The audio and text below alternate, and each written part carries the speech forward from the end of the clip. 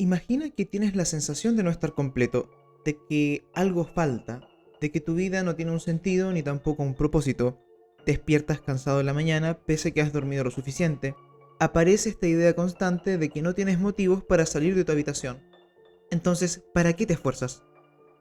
Son pensamientos que puedes haber experimentado en algún punto de tu vida. El problema está en que en la depresión estos pensamientos están presentes la mayor parte del día a día.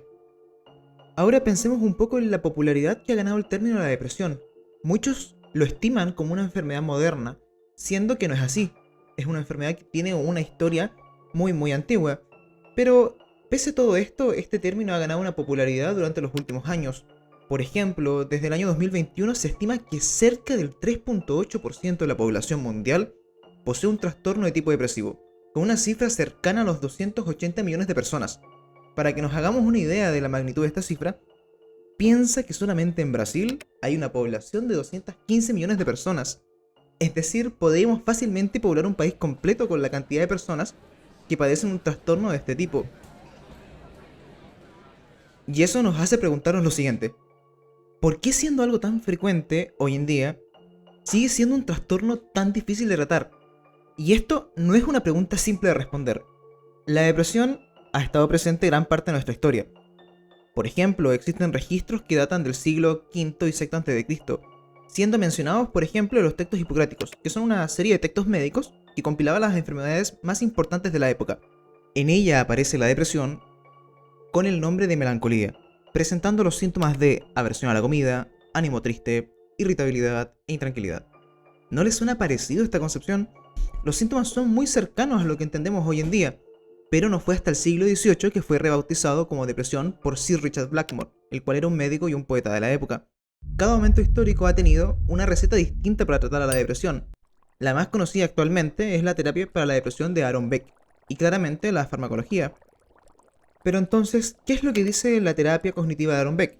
Bueno, primero hay que entender que Aaron Beck es un psiquiatra, y él desarrolla un sistema de terapia denominado cognitivo. Cognitivo se refiere específicamente al pensamiento. Entonces caracteriza la depresión por patrones de pensamientos que son rígidos o que no responden a la lógica o a las evidencias. Es por eso que no importa si tenemos personas a nuestro lado, pareja o amigos, estos pensamientos pueden incluso convencernos y hacernos creer que estamos solos o que no le importamos a nadie. Es como si nos cubrieran los ojos y no pudiéramos ver a nadie alrededor, solamente oscuridad. Y la verdad es que tenemos que entender que somos imperfectos y nuestra forma de pensar suele presentar errores, sobre todo cuando estamos pasando por emociones que son intensas. Tendemos a tergiversar la información de las experiencias que vivimos, y es en esto en donde se basa la teoría de Beck, la llamada triada cognitiva. Aaron descubre un patrón de pensamientos que se repetían en sus pacientes. Primero, una descripción negativa de nosotros mismos. Pensamos que tenemos poco valor para nosotros y los demás, o que no tenemos la capacidad de ser felices. Nos sentimos inútiles y nos criticamos constantemente por cada experiencia que nosotros consideramos negativa. El segundo componente es una visión negativa de los momentos que vivimos en nuestro día a día. Nos parece entonces que el mundo nos comienza a hacer demandas que son exageradas, o bien que presenta obstáculos que son insuperables. Entonces comenzamos a interpretar nuestras experiencias en términos de derrota o de frustración, y eso va alimentando un sentimiento de insatisfacción. Y por último, una perspectiva pesimista de nuestro futuro. Al momento en que comenzamos a realizar tareas para planificar o proyectos que pensemos en el largo plazo, tendemos a pensar inmediatamente que nos van a salir mal y que vamos a fallar indiscutiblemente. E incluso podemos llegar a pensar que nuestro dolor actual o la situación que estemos pasando va a ser así el resto de nuestra vida. Y entonces, para Beck, si pensamos con estos tres componentes durante un periodo mantenido de tiempo, tendremos los síntomas físicos de una depresión. Sentiremos desánimo, desinterés y apatía. Y es que en realidad, si lo pensamos bien, tiene algo de sentido. Cuando vivimos una depresión, no sentimos ganas de hacer nada porque pensamos que no tendrá ningún resultado exitoso. Entonces, ¿para qué esforzarme? Pese a que nuestros cercanos puedan decirnos comentarios positivos de nosotros, o en el mejor de los casos, que nos incentiven a realizar cosas, aún así no encontramos la motivación para salir o realizar la actividad. Porque, ¿qué más da? Si pensamos que al terminar igual nos vamos a sentir mal, rechazamos entonces la idea de que pudiésemos tener características positivas en nosotros y llegamos a pensar que no tenemos la capacidad de ser felices. Y entonces aparece uno de los síntomas más peligrosos de la depresión, la inercia. como ya no siento motivación por hacer las cosas de nuestro día a día, le hacemos caso a nuestros pensamientos. Y en realidad, ¿por qué no lo haríamos? Si es algo tan natural, es lógico, ¿por qué no deberíamos creerle a nuestros propios pensamientos? Entramos en un hoyo negro del cual no sabemos cómo salir y este va creciendo cada vez más y más. Primero vamos dejando de lado aquellas actividades que no son más placenteras. Dejamos de lado los hobbies y nuestros pasatiempos, para luego ir avanzando y dejar de lado aquellas actividades que son más importantes. Rechazamos salidas con amigos, reuniones familiares, compromisos con nuestra pareja, para luego dejar por completo las actividades que son indispensables en nuestra vida. Ya no vamos al trabajo, dejamos de ir a la universidad o de realizar nuestro aseo personal. Y es que, en realidad, si Aaron Beck tenía razón y se trata de nuestros propios pensamientos, es algo que se hace realmente complejo de tratar. Las personas de nuestro entorno no pueden saber lo que estamos viviendo, pero sí pueden fijarse de nuestras conductas. Que dejamos de ir a la escuela o que ya no nos levantamos para ir a trabajar, pero no pueden acceder a esa caja negra, no pueden saber qué estamos pensando. Y esto lo sabe muy bien Chan Dodwell, el ex baterista de Linkin Park y amigo íntimo de Chester Bennington, el famoso vocalista que acabó con su propia vida el año 2017. Si nos fijamos en su declaración, él dice lo siguiente: ¿no ves con claridad lo que están atravesando las personas con depresión o que son suicidas? 2 días antes de que Chester acabara con su vida, yo hablé con él y estaba riendo, estaba súper emocionado. Así que la gente que piensa que pudimos hacer algo por evitar lo que hizo, está equivocada. La vida no funciona así.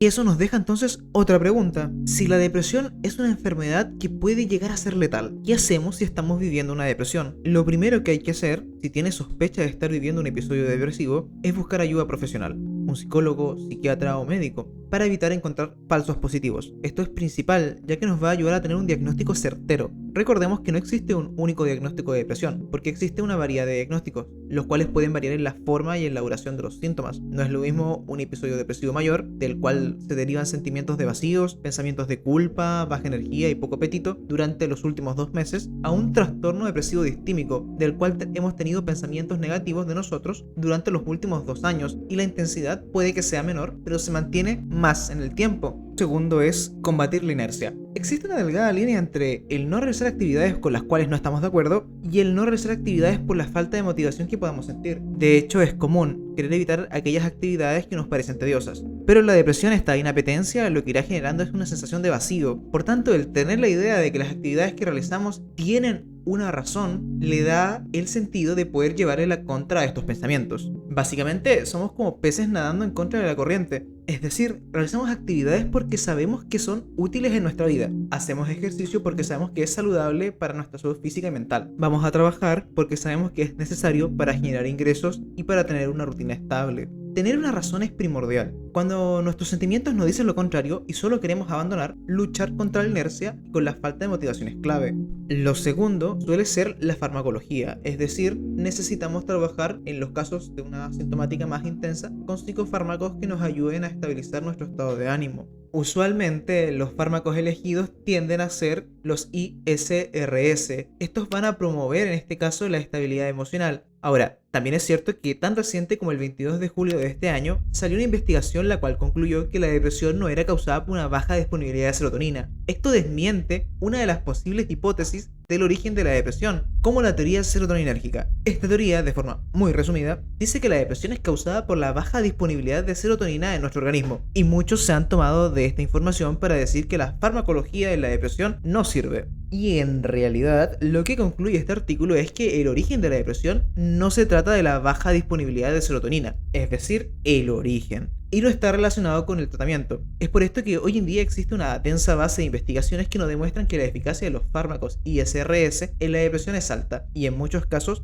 suele ser indispensable. El cuarto punto es ser consciente de que nuestros pensamientos en ocasiones no son reales o lógicos, que podemos estar distorsionando lo que estamos viviendo. Pararnos un momento y fijarnos en la manera en que estamos pensando las cosas. Cuestionar aquellos pensamientos pesimistas o buscar una razón lógica de nuestros razonamientos. No es una tarea sencilla. Estamos acostumbrados a creernos todo lo que vamos pensando de forma inmediata y no cuestionarnos si verdaderamente la realidad es tal como lo estamos percibiendo. Si mi pensamiento me asegura de que voy a fracasar en un futuro, la pregunta sería ¿cómo puedo saberlo? Es la única alternativa que tengo? Si he fracasado una vez y pienso que siempre voy a fracasar, ¿por qué tiene que ser así? ¿No será que estoy generalizando algo que en realidad no puedo saber? No podemos asegurar con certeza aquello que desconocemos. Para lograr esto es necesario muchas veces la ayuda de un psicoterapeuta que nos guíe en el proceso. Es por eso que la teoría cognitiva no es tan descabellada. Si lo pensamos bien, nuestra forma de pensar afecta nuestras emociones. Y no se trata de repetir frases como no estés triste, la vida es bella o la vida es muy corta para andar desanimado. La verdad es que estas frases están cargadas de una especie de positividad tóxica. Es como si hubiera una tiranía de la felicidad. Tenemos que estar felices a toda costa. Sino que más bien se trata de desarrollar un pensamiento que sea lo más realista posible. Y para esto muchas veces dentro del proceso de psicoterapia se utiliza una terapia que se basa en el método socrático y realizando preguntas con una base lógica para llegar al fondo de la razón de nuestro pensamiento. Como buscar apoyo en personas cercanas, ya sean amigos o familiares. Sobre todo porque el evadir el contacto social está muy relacionado con la inercia, y es que nos vamos encerrando. El intentar abrirnos con otras personas y expresar lo que estamos viviendo nos ayudará en algunos casos a encontrar la ayuda o el apoyo que necesitamos, pese a que en algunas ocasiones no todas las personas pueden entender lo que estamos viviendo. O bien nos encontraremos con personas que nos van a decir el típico comentario que le echemos ganas o que tenemos de todo y no hay razón para que estemos tristes. Incluso en esa situación puede que esos pensamientos o esas ideas que nos digan los otros sean bien intencionadas. El problema es que no es la expresión de lo que muchas veces estamos buscando, sino la forma en la que ellos creen que nos pueden ayudar.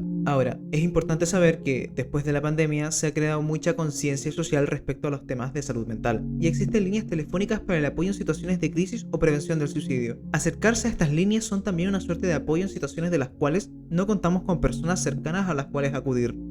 La verdad es que la depresión es un tema complejo y el hecho de tener que enfrentarnos a nuestros propios pensamientos no lo hace más sencillo, pero tampoco es imposible. En internet existen cientos de testimonios de gente que ha podido salir de la depresión, con ayuda de profesionales o por sí mismo. Lo importante es que no se tiene por qué llevar esta lucha solos. ¿Y tú? ¿Has sentido algo parecido? Si te ha gustado el video, no olvides darle like y compartirlo. Vamos a subir contenido de psicología todas las semanas.